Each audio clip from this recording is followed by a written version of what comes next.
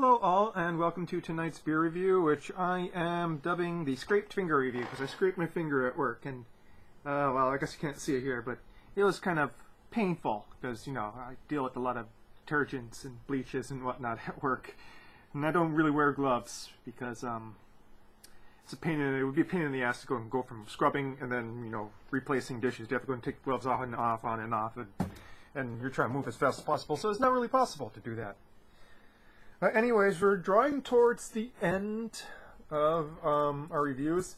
I kind of decided to make my cutoff point when my particular bottle of bourbon runs out, my Elijah Craig bourbon runs out, and then I'm going to go and buy a sixer of Anchor Steam, which I'm going to drink and kind of do a retrospective of doing reviews over this last few years, in which I've done over 1,000 reviews, nearly 2,000 reviews, and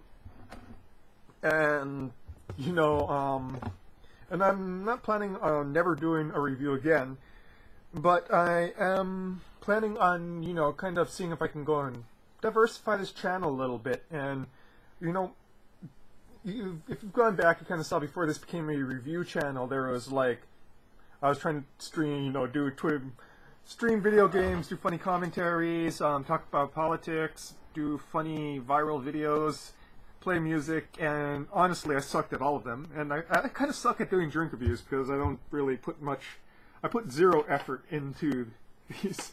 And some people have, like, you know, some trolls have pointed that out on, you know, in comments on my channel, and I'm like, yeah, you're right, but I'm not pretending to be, you know, as awesome as the people who go and make credits, or who have professional sound editing and professional lighting and whatnot. But, you know, I'm going to drink that Anchor Steam and just kind of do a retrospective, which I'm kind of already starting on, I suppose, because it's already 2 minutes in. So let's just get to a nice beer, which is Lagunitas Pils. It's their Czech-style Pilsner. You know, I think it kind of, you know, deviates a bit from the style guidelines for a Czech Pilsner, but still well within the Pilsner style. This is 6.0 ABV. Let's read the label. Like Adam and Eve, Isaac and Ishmael, Mao and Confucius, good and evil, day and night, Hittites and Visigoths, John and Lorena, are Groucho and Mo. Ales and lagers are as different as can be. Still, we must love each for who they are, separately but equally, with liberty and justice for all. Cheers. So Lagunitas really doesn't do very many lagers at all, kind of specializing in sort of out there ales with their particular hops, you know, house hop style, which wouldn't really fit in a Pilsner. So it was fairly interesting to see how this turned out. So I'm going to be drinking it out of Pilsner glass, and we're going to be pouring it incredibly slowly. Why? Well, you'll see why. Incredibly slowly and incredibly gently.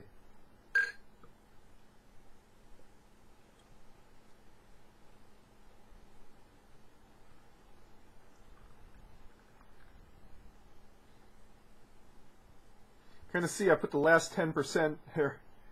This thing creates mega head. This was like an incredibly gentle pour here. So incredibly highly carbonated. Nice Pilsner yellow. Nice carbonation. Fizzy head.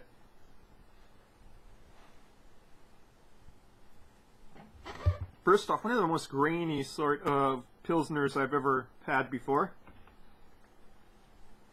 You can very much smell the malt grain in this, the barley malts. Underneath that, very floral, old world style Saaz hops. Pretty intense in there too. Definitely, you know, Czech style, because it's kind of got a sweet note to it. Whereas I find, you know, German styles, much less sweet, much more mineral edge to that sort of bouquet. Definitely both heavy kind of barley grains, and also heavy on the old world style hops too.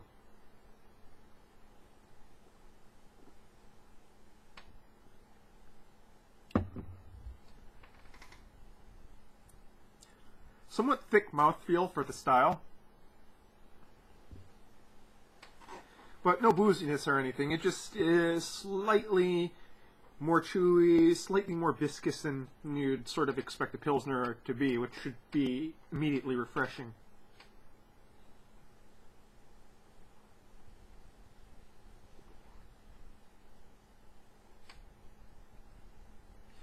In the front, definitely, you know, breaded to crackery malts. Crackers that almost have like a honey taste to it. So, you know, sort of drier bread, crackery, but with honey on it.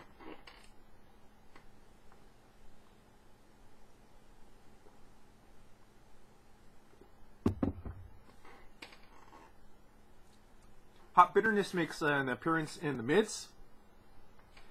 Very spicy, white pepper kind of notes there.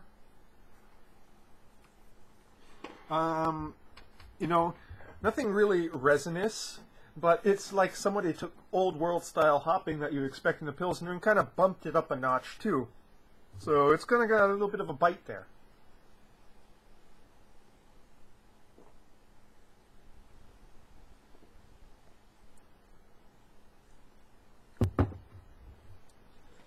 Finish is nice and clean, with just a sort of effervescent hint of that malt there in the nose, not so much on the tongue, and some residual hot bitterness on the tongue.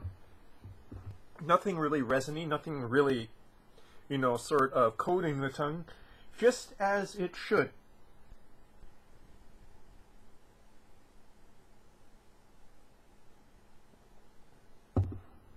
Now, why did I say, well, it's not really to style? And that is because for, you know, traditional German, Central European styles are, you know, they're pretty narrow, especially for the more delicate ones, like a Pilsner, which I think is truly one of the most difficult beers to create and create well because it is so narrow, you know, that you are kind of stuck with that particular grain profile, with that particular old world style hop profile, that there really isn't much room to kind of move around, and you kind of have to hit that mark, which is sort of the thing there. You're just kind of trying to hit that mark. So yeah, this kind of hits the mark, but what it does is, what Lagunitas kind of does with a lot of their beers, is that they went and turned the volume up. Maybe not all the way up to 11, because that would taste kind of off-putting, but, you know, making what a Pilsner would be like if it was maybe about, you know, 2 degrees more flavorful and more heavy than what you would expect a Czech Pilsner to be.